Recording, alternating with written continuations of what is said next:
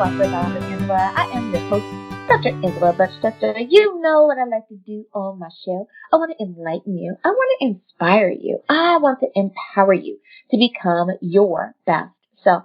Now, scripture reminds us that the tongue is a small thing that makes grand speeches, but a tiny spark can set a great forest on fire. And today, we want to get you fired up about the book, The Mystery of the Kingdom, through dreams, visions, and the Word. Its author is Deborah Caldwell. So you know what I'm going to tell you to do? Go on, get comfy, get cozy, get your coffee or get your tea, because we are about to get started. Deborah, thank you so much for joining me here on Daily Spark with Dr. Angela. How are you? I am well. Thank you so much for being on with me today. Now, as is tradition here on the show, we always give our authors an opportunity to introduce themselves to perhaps a few people out there that may not be familiar with you or your work. So my first question to you is, what makes Deborah Deborah? What makes you you? What makes me is I love what I do. I love how God has created me, and I've tapped into it, and that makes me me. The things that I do for people, the things I just feel like I'm so in tune with you, because I see that you are, just want to just be sparkly and around everybody and want everybody to just be encouraged. And that makes me Deborah. Right. I love it. I love it. I know that there is a a lady that I know at church, and we are she's just a touch older than myself, so she would be like a big sister, and she is the one that kind of coined the phrase, and she says, "Girl, you are dipped in glitter. It does not make any sense." And I just laughed because she says, you know, this smile. She's like, in all of your pictures, you have this smile. You're always trying to encourage people and keep people positive. I am, or I used to be the chair of evangelism ministry.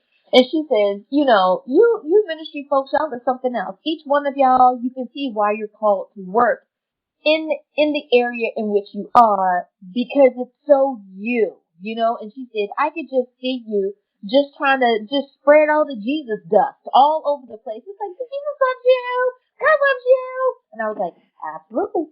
That is me. And I think that that's why I enjoy my doing the radio show so much, because I get to talk to other people who in their own way as authors, you guys are, you know, sharing your book dust, you know, and you want to fire people up and get people inspired the same way that I do. You just do it in a different format. So I love it. Now, speaking of such, being an author, is that something that you've always wanted to do?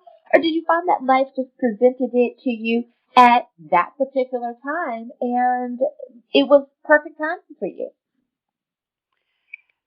I have never thought about being an author. Really, I've never thought. But I did used to say, one day I'm gonna write a book. I always say that. So I guess you would say I was prophesying. You know, one day I'm gonna write a book. One day I'm gonna write a book. But I never thought about writing several other books, because I've written 5 books, so this is my first book. But no, I've never just wanted to be an author. But it's wonderful. Yes, it is. And you know, I think for many people it's understanding, or their understanding of what that means. And I think that that's why I try to ask it as vaguely as I possibly can, because I remember asking this question of one lady, and she said, no, I never wanted to be an author, but I've always wanted to be a novelist. I asked one gentleman, he said, no, I never wanted to be an author, but I always wanted to be a poet. So, you know, it's just people's understanding of what that word means, you know, and it's like, I wanted to write a book, but I never wanted to be an author. And I think for so many people that means like this 9 to 5 thing, you know, like the drudgery Yes. part of being an Yes. author. Like I don't want the pressure. I want to write the book, but I don't want to, lose my mind trying to write a bestseller. So it's That's like true. I definitely understand that. I love it. I love it. Now, when you were in the process of writing your book, you came up with the title, The Mystery of the Kingdom Through Dreams, Visions, and the Word. How did you come up, like the title, how did you come up with such a title? This title was given to me. It was a word. It was a word from God. But I didn't know it was a word. See, we have the Rhema word, we have the logo. So it was a Rhema word, and it was within me, and I didn't know. So I was told once at a church that I belong to, we had a night to speak, and they gave me this Mark 4:11, and I was like, okay, I'll do it, and I did it, and I guess it came out pretty good because everybody, hooray, yeah. But this, how I got the mystery of the kingdom, because Mark 4:11 says, what does it say? It says that it is for you to know the mystery of the kingdom, but unto them that are without, all these things are done in parable. So we have the kingdom within. You have the kingdom of heaven, which is where God resides, and you have the kingdom of God, which is within when you receive, Jesus. So Jesus is the word. So that's how I come up with the title, because it was a word that was put within me, and I didn't know it was there, but until I started just writing, because I love to jot down messages when I love to learn. So every time I would get a message, and it started piling up, and I say, this looks like a book. And that is how I come up with that. I love it. I love it. And, I enjoy asking that question because, there's always like a 50-50 chance that there's an amazing story that goes along with the title. Not everybody has, like a really awesome story. Sometimes it's really simple, like it just came to me. You're like, okay. But then there are those where it's like, wow. And that is definitely a God moment there. So I love it. I love it. Yes. Now, when you were writing, did you have a particular reader in mind? For so many people, they're writing the book and they're thinking, well, this person is probably older than college age. Or did you include your teens? Is the book for especially for women, or is it suitable for men to read as well? That type of thing. Did you have a particular reader in mind while you were writing? For everyone, Christians, non-Christians, uh, church folks, everyone, I just want everyone to know that, you know, God is who He say He is. He's mysterious. We heard this when we was coming up. God is He's mysterious. And so mysterious. And He's awesome, and He's all of that. And I just wanted to spread it. I want to spread it all over the world, because Jesus gave the command to go into all the world and preach the gospel. So I just had everyone in mind. Everyone. So that's why I tried to make it, simple. So some people tell me, when I read it, I can understand it, but when I read that Bible, I'm so confused. I don't know what it's talking about, but you just broke it down. Oh, yeah, everyone.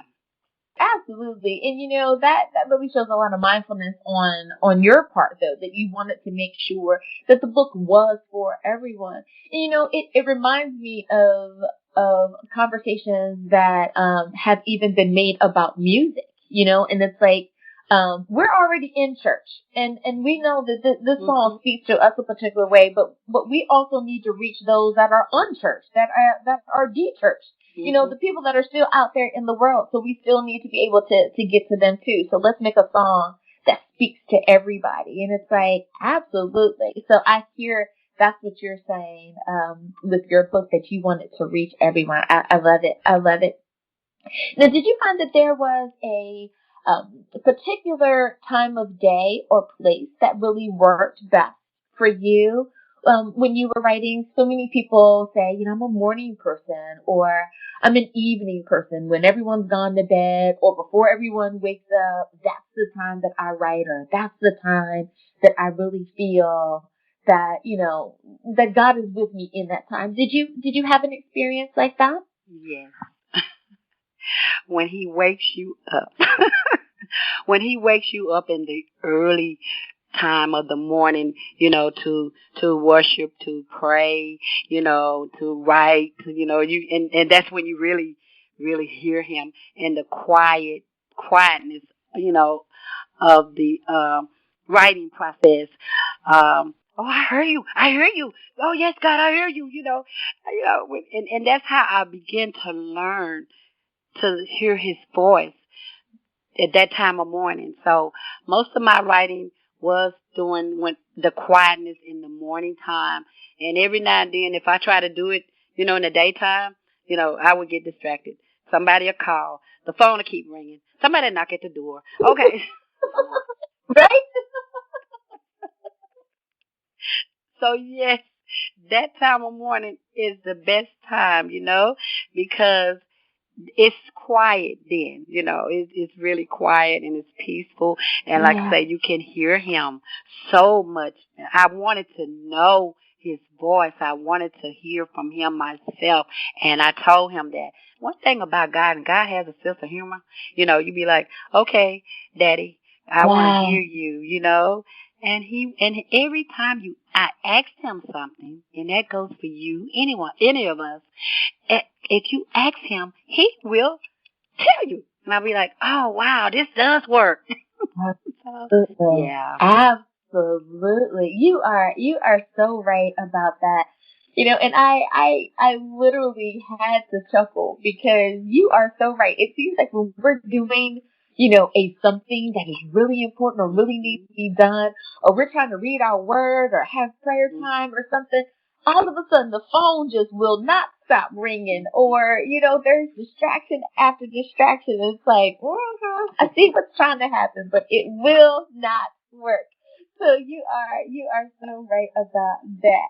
Well, Deborah, it is time for us to go to break, but before we do, could you please remind everyone, what is the title of your book? Where can we get a copy? And of course, how do we stay in contact with you? Okay, the copy of my book is The Mystery of the Kingdom Through Dreams, Vision, and the Word. You can get a copy of my book on Amazon.com, Barnes and Noble. You can contact me through my email, which is Deborah, Deborah, 58 DEE53 @gmail.com. Alrighty, everyone. Now you know where you can get a copy of the book. We'll be back.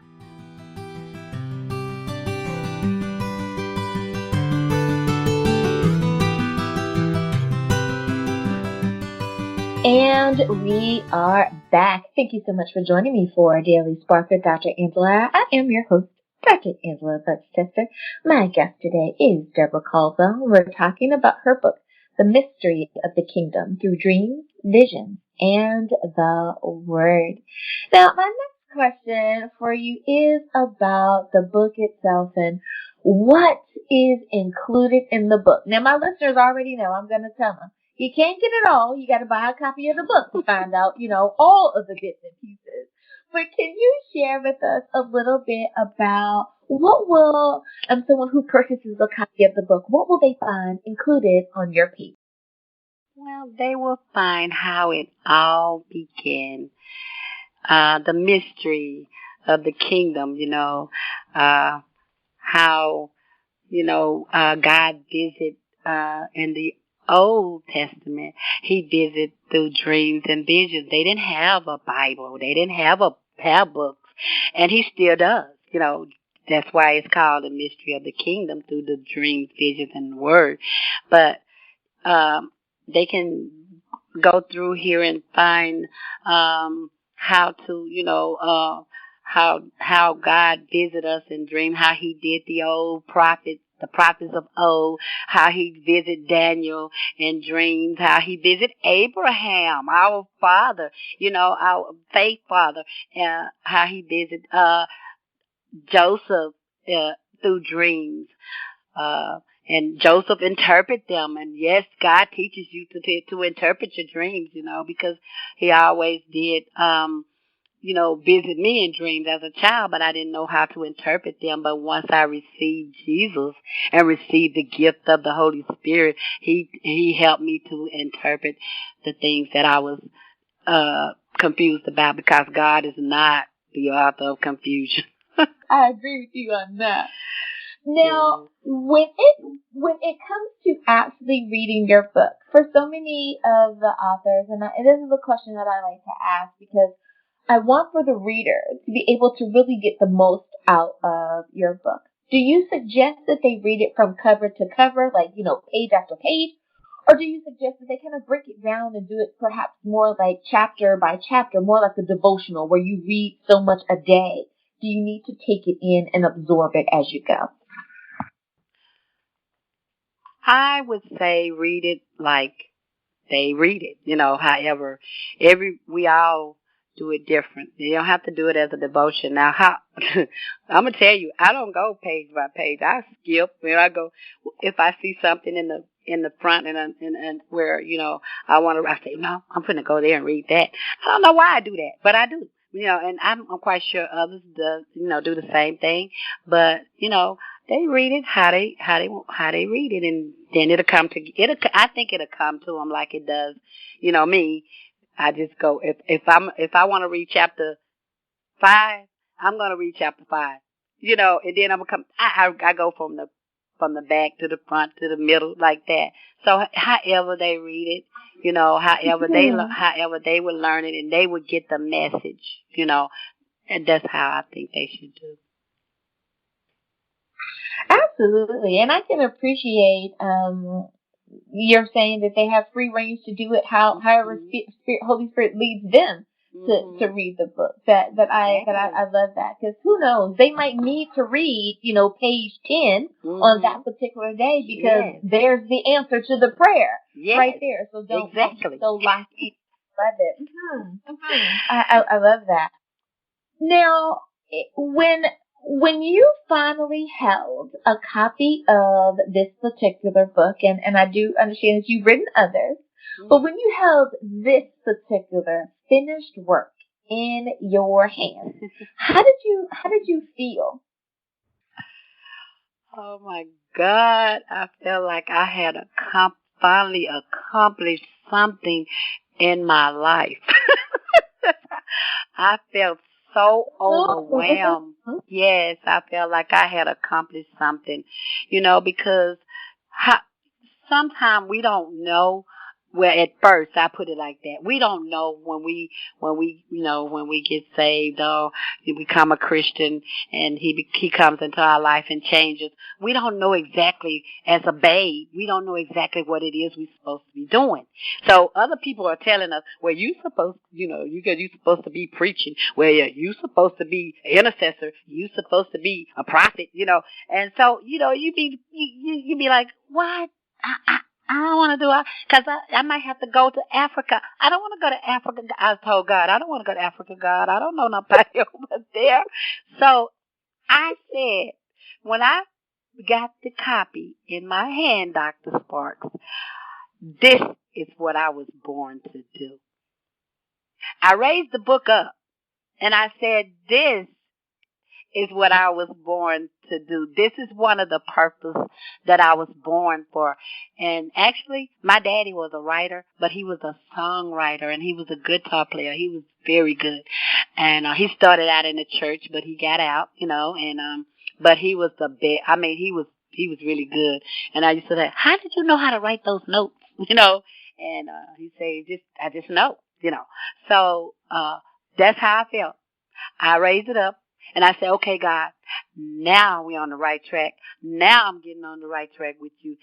This is one of this is what I was called to do in my life. This is one of my purposes. This is one of my callings, to write. So that's how I feel. No, I love it. I love it.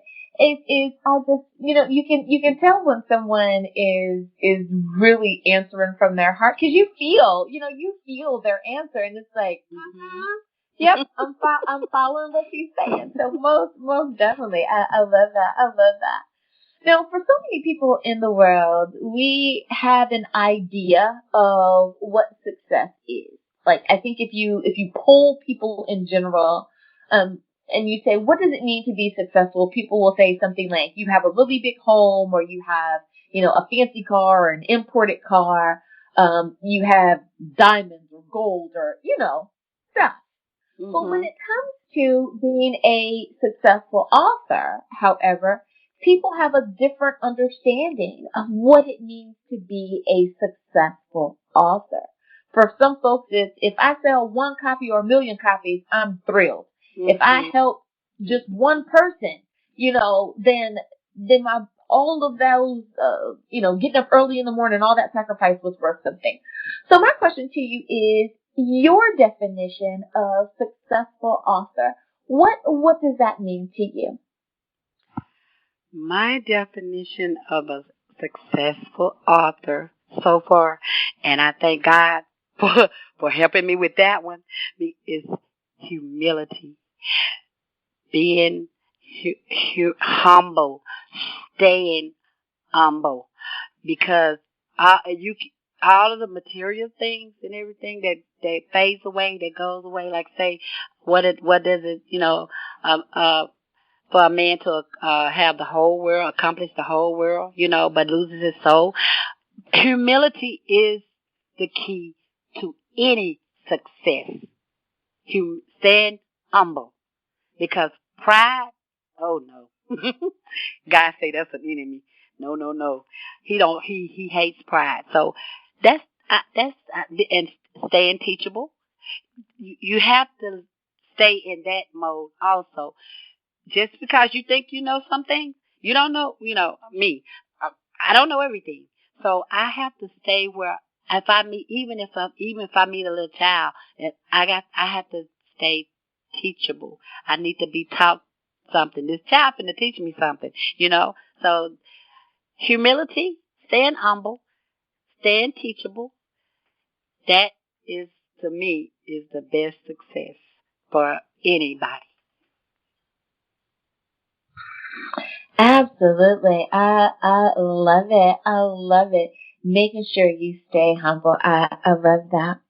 Now, if you could tell your younger self anything when it comes to, writing, being an author, the different processes that you had to go through to make sure that not only this book, but each subsequent book as well, was done proper and true.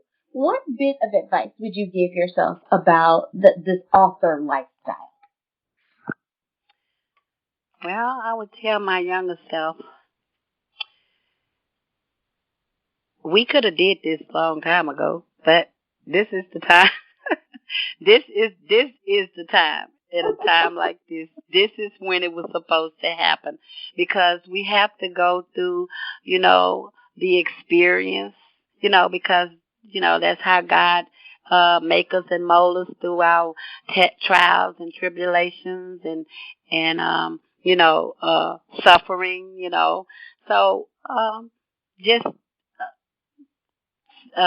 younger self, old self, glad that she's been through what she been through, so she can write.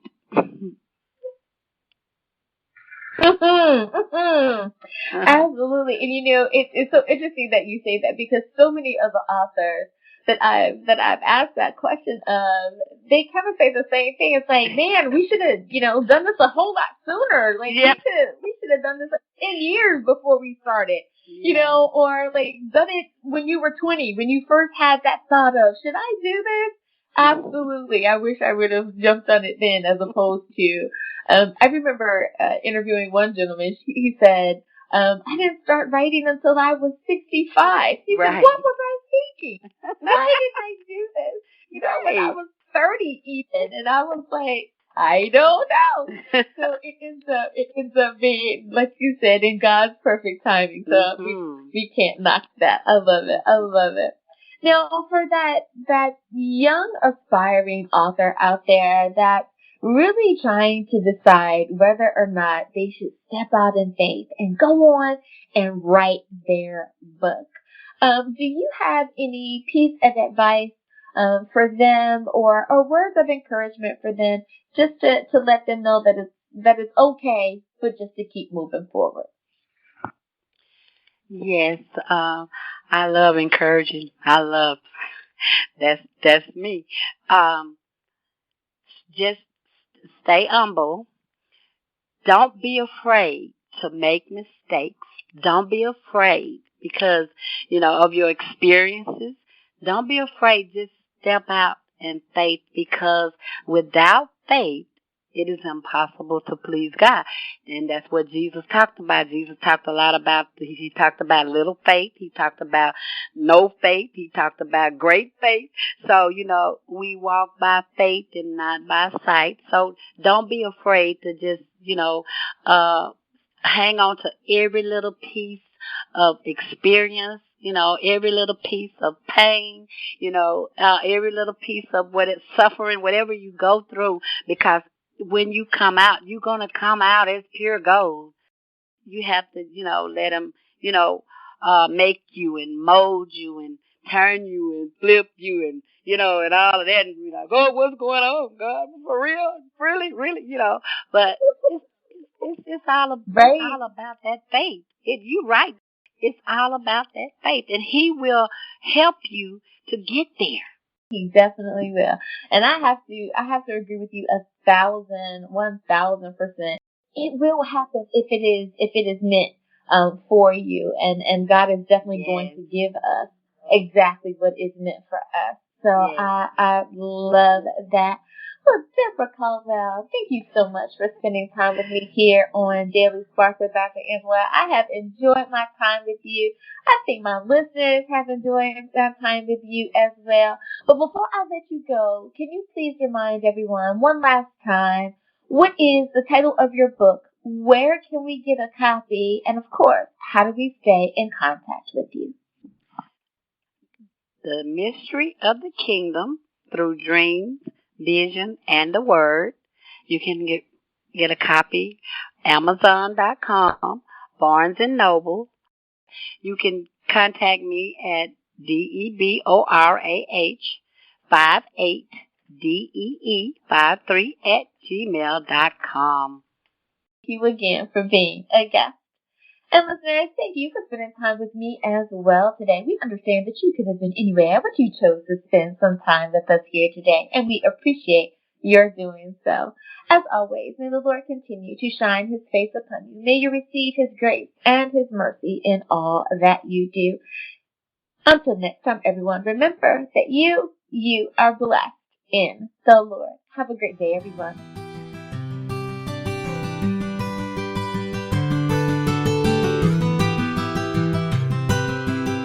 Thank you so much for joining me for Daily Spark with Dr. Angela. I am your host, Dr. Angela Buckchester. You know what I like to do on my show. I want to enlighten you. I want to inspire you. I want to empower you to become your best self. Now, Scripture reminds us that the tongue is a small thing that makes grand speeches, but a tiny spark can set a great forest on fire. And today we want to get you fired up about your spiritual purpose. Now, my guest is Thomas Paseka, and we are talking to him about his book, Just Thoughts. So, you know what I'm going to tell you to do, everybody? Go on, get comfy, get cozy, get your coffee or get your tea, because we are about to get started. Good morning, Thomas. Thank you so much for joining me here on Daily Spark with Dr. Angela. Thank you for having me on your program. And absolutely. Now, as is tradition here on the show, we always give our authors an opportunity to introduce themselves to perhaps those few people out there that are unfamiliar with you or with your work. So my first question for you is, what makes you, you? Well, I am a graduate of Michigan State University. I studied multiple courses, English, philosophy, psychology, and business. And I incorporated in my walk of life, which I ended up being a hair designer for 52 years. And I decided I would be a street psychologist and work with the people that were my clients. And they were the people that I shared my thoughts with and wrote from that. And that's how I became a writer, because I wanted to share them out into the universe with other people. That's basically it. And I enjoy it. And now I'm doing my most purpose and intentions in life is to be a window of opportunity and a voice for our creative. Now, being an author, is that something that you always wanted to do, or did you find that that was just the next thing that presented itself along your life path? I knew I always wanted to write a book. I just didn't know what it would be about, except my goal was to serve God, and that was my main purpose, and to share it, like I said. And that was the reason I wrote. And then I finally sat down and started doing it, and I would just collect my thoughts and record them over the last 25 years before I wrote the book. And then I decided one day it was time to put a book together. And when I read my thoughts, I thought quotations, that was my book. And then I produced it. Absolutely. So the title of your book, Just Thoughts. Tell us a little bit more about how you decided that that was going to be the title. So many times we authors have a working title and they think, this is it. But then it gets changed halfway through. How did you decide, yes, this is the title? Well, in referencing to the title, I just decided these are the insights that I gathered through prayer and surrendering to God to let him show me how to be an instrument of his love. And that took me to this point. And when I saw all the writing I did, I said, my thoughts are a synopsis of that writing. And that's all I needed to share, because I wanted people to ponder on them. I did not want to be absolute. I wanted them to feel it through unconditional love and through their heart, and with a passion and a compassion for kindness. And that's how I directed it. And that's how my words came out, as insight. And then I thought, that's the best way. I like to share. I don't like to dictate. I like to allow people to be heard, because everyone needs to be heard. That's another premise I had. And to live in kindness and to balance from within. That's my basic premises to write. Absolutely, and agreed. Now, when you were writing, did you have a particular reader in mind? Like, were you thinking the ideal person would be older than college age, or were you including our teens in that space as far as writing on a level that they too would be able to understand? I wanted to reach 90% of the population, if that's possible, or my audience is a better word, and to have them understand and be in awe, or they felt it and it spoke to them, or they put it on their bookshelf, as I would say, until a later date, and then it made sense to them. I wanted to reach as many young people as I did older people, and everything in between. My audience is broad.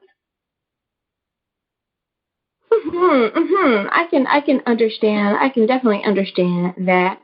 Now, as far as reading your book is concerned, do you suggest that the reader understand that they need to read it from cover to cover, or did you write it in a way that they can digest it, let's say, chapter by chapter? Is it more like should it be read more like a devotional? What's your suggestion there? I think it's the type of book in which I love to do is I just flip to a page, and if it speaks to me in that moment, then that's what I meditate on during the day, and I reflect back on it.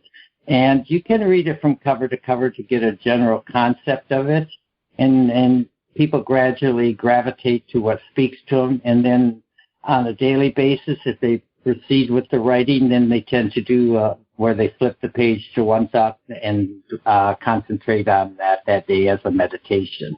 So it's very diverse. It's not something you have to read cover to cover. I like it. I like it because, you never know what's going on that particular day. Something could be going on in the life of a friend or a family member, and to be able to have perhaps some words of encouragement for them, it would be great to be able to, utilize your book in that way as well. So I definitely understand that.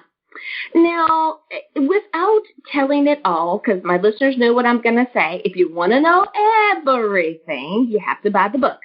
But with that being said, can you tell us a little bit about what will we find on your pages of Just Thoughts?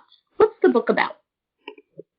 Well, the basic thing is taming our reactions to life by embracing the reflections of what is when we're in a meditative state, or we have a issue that we want to ponder because it's never been resolved.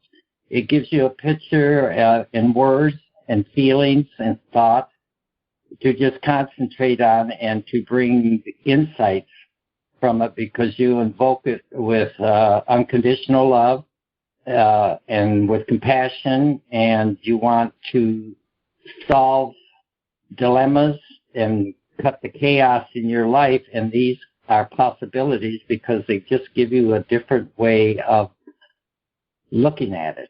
I look through different lens on each word or each quotation I wrote, and they speak at that point as how to look at it. Like a particular example would be when I look at other people and I don't know what I'm seeing, whether it's a good evaluation or an indifferent one, I look at it and I say, what are they showing me, not taking from me? So that I can see in them what I see in myself. It may be a different stage, like Shakespeare says, but it's the same vibration or the same understanding, because it's a common energy field that we pass through. And the energy field is God's love, because he gives me the answers as long as I focus and I ask him to show me until I get an insight that speaks to me, and that brings me to a peace in my mind, my body, and my soul, and I can relax and I can move on and I can put things at peace. That's basically what is one example of how I used it. And then another would be, it doesn't rain forever. There's always a rainbow.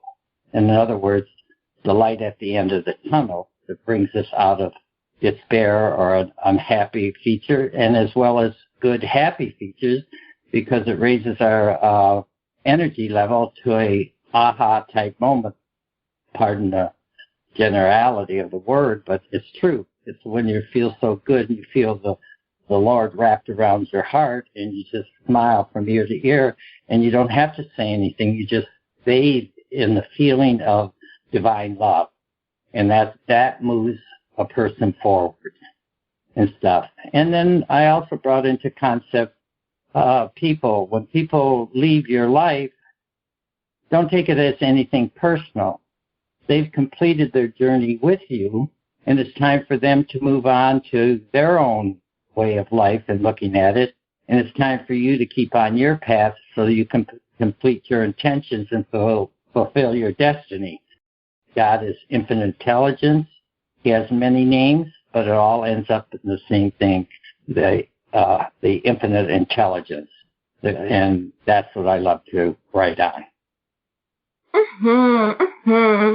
Now, one of the things that you talk about is introspection.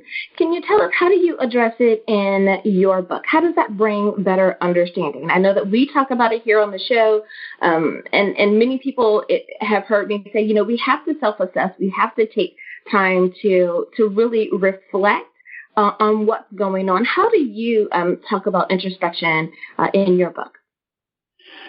I introduce it to myself as the power of self, knowing thyself. And it's very riveting as self-reflections or insight. They ricochet from facet to facet. That means my pondering on a particular topic like anger or joyfully, pleasantly surprised with an answer. And I thank the Lord and I look at him and I ask him, what can I do so that I can put this constant agitation against my beingness that keeps me in the shadows? And I don't understand it, but I definitely react to it with my ego. It's desperation, as I call it, because I don't know how to handle it, because I don't know what I'm facing, because I've never asked to be shown what caused it. And that's a accumulation of all your experiences. Before I was birthed, God said, I count every hair on your head, and I know them. And then you come into your parenting, and you're giving all these experiences without comprehension, so I take them in like a computer, and I put them in my subconscious, and they mull in there, and they pop up over life's journey as I'm collecting more information through schooling, church, other organizations, and they're just real collective until I start reaching a point of an awareness. And that's when I broke into this. The introspection brought me to awareness that I know a lot of things, but do I understand them? And when I started asking that question, I know a lot of things, but do I understand them? Did I develop a way to approach this way of looking at my events that I didn't understand? And then gradually it would show its face, and I would say, well, you have to learn to forgive, or you have to just love them and accept them for who they are and allow them to do their destiny. I'm only here to share life. I'm not here to take control of their life and try to show them the best way, because the best way is their way if they're working at it, especially for the good of themselves and all. Then they're on a good path. And then the other side of the coin is some people just get lost in the drama and the chaos of the world that we live in, and that keeps them as a prisoner of their mind instead of working with their heart, which is so intuitive and brings us the insights and the feelings to know what is right, because you can't always articulate the meaning of that. It has to be felt and owned, that you do unto others as you have them do unto you, and you forgive them. And then you accept them, like I said, and you allow them to go on in their life. That basically is the foundation of my work. On this rock, I shall build my way of life. And that's with God, because God is the rock of the earth. Right. Thomas, it is time for us to go to break. But before we do, can you remind everyone, please, what is the title of your book? Where can we get a copy? And, of course, how do we stay in contact with you? The name of my book is Just Thoughts. You can get it at Amazon. You can get it at Barnes & Noble and other bookstores. And you can contact me by dayfrank2@gmail.com. Alrighty, everyone. Now you know where you can get a copy of the book. We'll be back.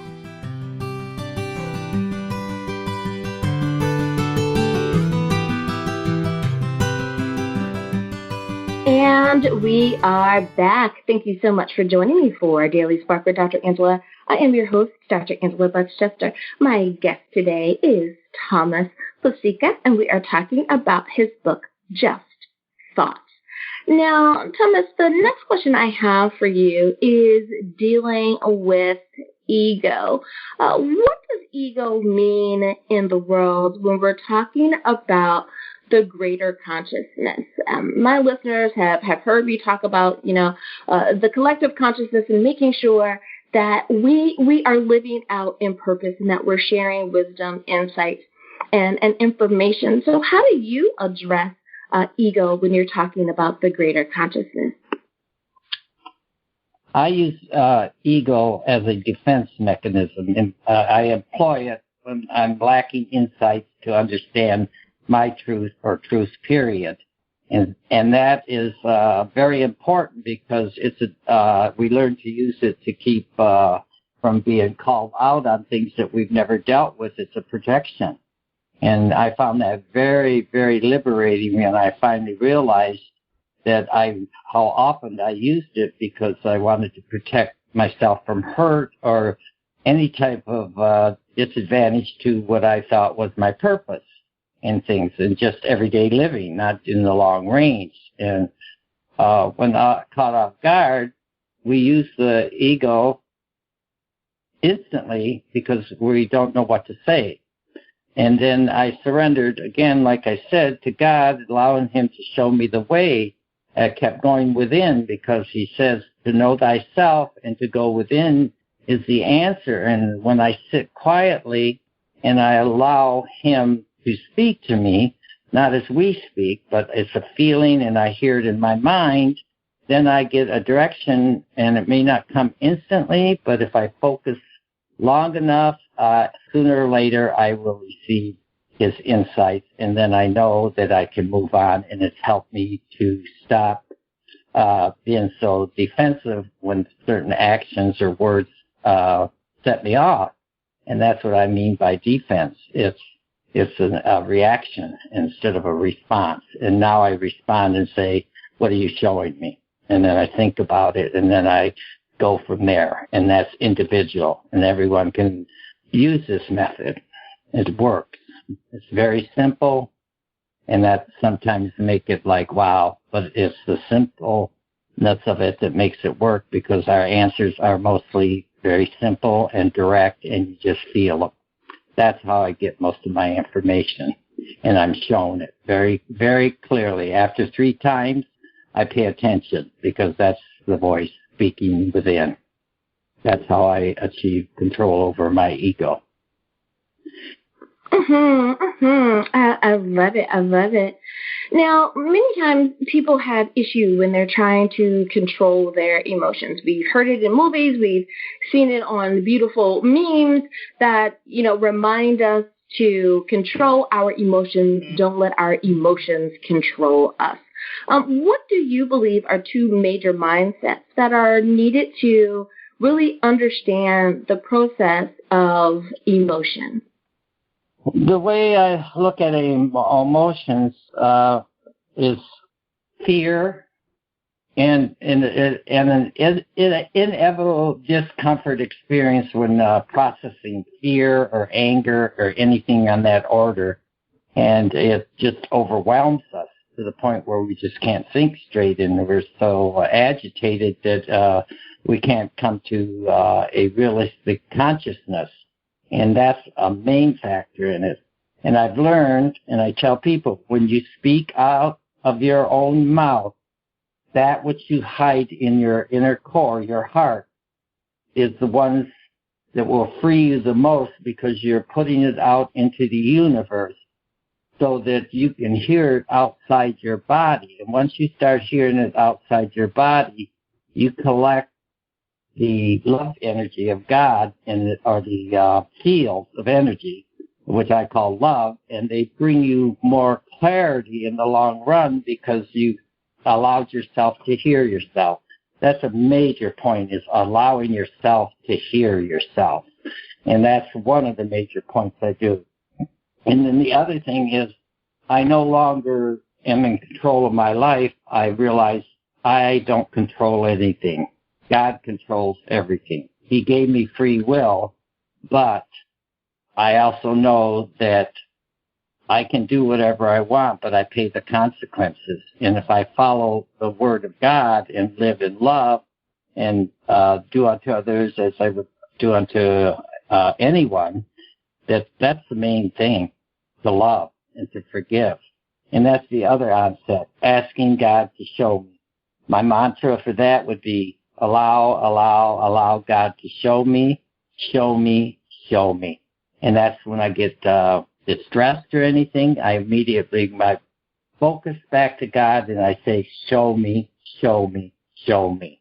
What do you do when there is a crisis of ego? When we're looking at the flip side there, what does it look like, and how do you address it in your book? I address it that I just stand still, no matter how disappointed I am, or the anger, or the frustration, and just total chaos and drama, and I just say, stop. I just bring myself into that focus, and I say, the ego has no power over me. I do not need you to keep me from feeling what I need to progress in the path of love so that I may return home to my Creator. That's what I do. I ask God to remove that which keeps me a prisoner of my mind. That's what the ego does. I had a person share what GOD as an acronym meant. I didn't write it. I don't know where she got it from. It's going against God. It's edging God out and stuff like that. And that made sense to me because it keeps me from really being truthful and honest with myself. And if I'm not honest with myself, I can't be honest with others. And when I'm not honest that way, I am interfering with the path of my fellow man. And that is not for me to do, and I don't want to do that. So I have to stress this. Edging God out is the hardest thing to break because I've been doing it since my feet hit the floor and into adulthood and even into my age bracket now. And I'm asking God to show me how to be released from it. And that's how I do it. I just ask. I go within and I ask, show me, show me, show me. That's the most direct and accurate way I could ever reach it. And then I say my prayers or whatever keeps me in a focus. Meditation, whatever works, is what counts as long as it's done in the love of God. Now, one of the things that you mentioned is that heart always speaks under the words. What do you mean by heart always speaks under the words? Because the reactions to my questions, my concerns, or anything are always felt. They are never spoken words. They are totally feelings that I get because they are self-satisfying, not only spiritually. They put that smile on my face. They make my heart feel fulfilled and full of love of God. And I also can let my body relax, and it heals my body from the anxiousness and the stress and everything because I can feel it just melt right out of me the more I listen to the insights and feel them and own them and bless God for giving them to me so that I can share them out into the world. That's basically why I say the heart is silent and it speaks in that silence to me. It's the underwords of the heart. Absolutely. I love that. And you kind of touched on this a little bit earlier, but I wanted to give you a few minutes to kind of expand on it a little bit. And that's, you were talking about when someone walks out of your life. For various reasons, people leave. Sometimes we simply outgrown each other. Sometimes it's a bad pairing to begin with. We get opportunity in another location. It could be work. It could be personal.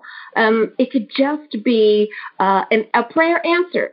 How do we deal with someone who has walked out of your life when we know that that it's true? You know, many times we're upset because we think that the person shouldn't have left. But how do we deal with it when we know that the person's leaving is the proper thing, or our leaving is the proper thing, but we still miss their presence? How do we deal with that emotion? It's very hard. It wasn't an easy thing to come to the realization that they didn't do it to hurt me. We just had a different path to walk on, and whatever we shared in the time allotted us, as long as it was so beneficial that it left such a heartfelt loss, that's what makes it difficult, because it was a lot of good, more good than anything destructive. So therefore, that's the reason why I said, don't look at it that way. It's just time for them to follow their own heart. And I have a different path to walk on. And we may never cross paths again, but they are, like I tell them, you are always in my heart. I shall love you forever. And any time we reconnect, we will start off where we left off on the path. And if we don't, then it's not meant to be. It's just life. Not everyone's going to be there for you or with you the rest of your life, because I have to allow them the right to lead their own destiny. Now, one last question for you, because we only have a minute left in the show, and that is if there's one thing that you want to make sure that anyone who picks up a copy of your book, what is the one thing you want to make sure that they understand, having read Just Thoughts? I have basically 4 premises, and the one is that everyone needs to be heard. And if these thoughts are insightful for you to be heard, and you realize what that means, then you're alive. And that you find out that by using it in that way, that you'll live more in kindness and in compassion. And then from that comes a balance from within, because I always go to my heart center, my temple, where Jesus is, that I can commune with him, because it's the source of all life. Without our heart, we do not live. So that's the Spirit of God within us, and it gives you great relief to know that you can just put your hand on your heart and feel it beat and know that he is alive within you and there for you always. That's the best thought I can give. Absolutely. I love it. I love it. And what a beautiful way to end the show. Thomas Paseka, thank you so much for spending time with us here today. Now, before I let you go, one last time, if you would please remind everyone of the title of your book, where we can get a copy, and how do we stay in contact with you. The name of my book is Just Thoughts. You can get it at Barnes & Noble and Amazon, and you can contact me through davefrank2@gmail.com. Thank you very much. Thank you as well for being a guest. And listeners, thank you for spending time with us as well. We hope that we have enlightened, inspired, and empowered you today. As always, may the Lord continue to shine his face upon you, and you receive his grace and his mercy in all that you do. Until next time, everyone, remember that you are blessed in the Lord. Have a great day, everyone.